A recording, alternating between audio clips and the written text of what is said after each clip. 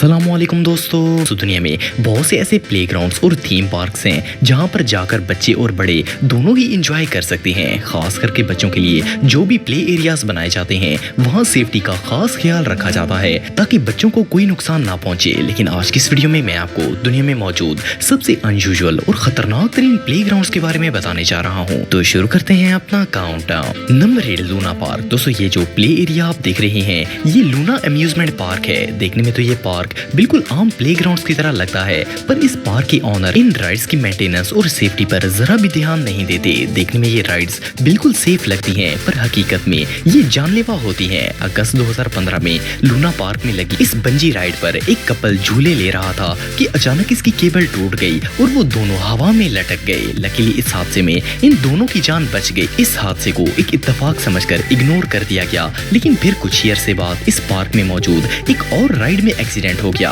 ये जो झूला आप देख रहे हैं इस पर दर्जनों लोग राइड कर रहे थे। जब ये नीचे आ रहा था तो इसकी वायर टूट गई और ये सीधा सरफेस पर जा लगा। लकीली इसका फासला जमीन से काफी कम रह गया था, जिसकी वजह से लोग बच गए, वरना ये किसी डिजास्टर से कम नहीं था।